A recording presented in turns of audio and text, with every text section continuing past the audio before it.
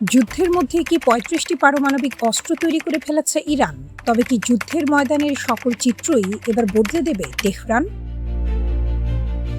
মার্কিন সমরবিদদের বিস্ফোরক দাবি, ইরানের সামরিক বহরে এখন প্রস্তুত রয়েছে কমপক্ষে ৩৫টি পারমাণবিক ওয়ারহেড।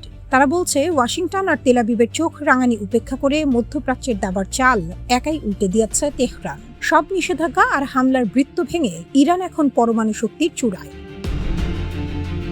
পরমাণু মহড়ার শেষ ধাপে ইরান। দীর্ঘদিন ধরে ইরানকে অবরুদ্ধ করে রাখার সব পশ্চিমা চেষ্টা ব্যর্থ হয়েছে। আন্তর্জাতিক পরমাণু শক্তি সংস্থা IAEA এর প্রতিনিধিদের নিজেদের পরমাণু কেন্দ্রে ঢুকতে না দিয়ে তেহরান এক চরম চাল চেলেছে।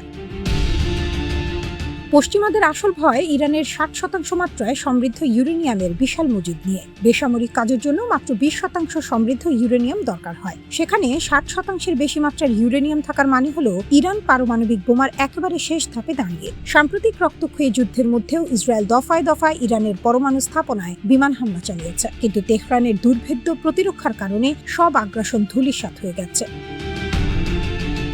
মার্কিন থিঙ্ক ট্যাঙ্কের চাঞ্চল্যকর দাবি, ইরানের এই নীরব ও নিখুঁত অগ্রগতি পশ্চিমাদের হিসাব নিকাশ পুরোপুরি ওলটপালট করে দিয়েছে। মার্কিন থিঙ্ক ট্যাঙ্ক JNS এর গবেষক জারো এল রোগোভিনের সাম্প্রতিক এক নিবন্ধে তোলপাড় শুরু হয়েছে বিশ্ব রাজনীতিতে। রোগোভিনের স্পষ্ট দাবি, পশ্চিমারা ইরানের পরমাণু সক্ষমতাকে বড্ড ছোট করে দেখছে, যা তাদের সবচেয়ে বড় ভুল। ইরানের হাতে এই মুহূর্তে শুধু পরমাণু তৈরির কাঁচামালই নেই, বরং সম্ভাব্য অন্তত ৩৫টি পারমাণবিক অস্ত্র রয়েছে।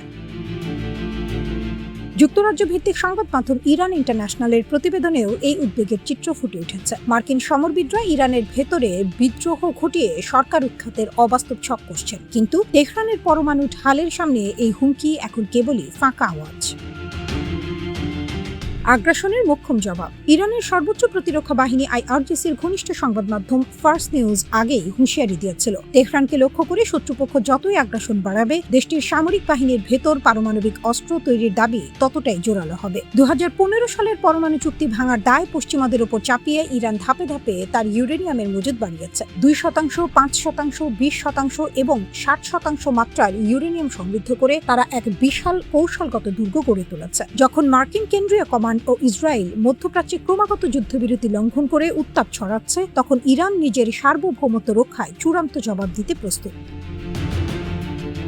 যুদ্ধের ময়দানে নতুন পরাশক্তি। ৩৫টি পারমাণবিক অস্ত্রের এই হিসাব যদি সত্যি হয়, তবে মধ্যপ্রাচ্য মার্কিন ও ইসরায়েলি আধিপত্যের চিরতরে অবসান ঘটাবে। ওয়াশিংটনের স্যাটেলাইট নজরদারি কিংবা তেল আবিবের আচমকা বিমান হামলা কোনো কিছুই আর তেহরানকে থামাতে পারবে না। ইরান এখন আর কেবল প্রতিরক্ষামূলক অবস্থানে সীমাবদ্ধ নেই, তারা এখন শত্রুর বুকে কাঁপন ধরানো এক অপরাজেয় শক্তি। যুদ্ধের ময়দানে দাপুটে নায়কের আসনে এখন শুধুই তেহরান।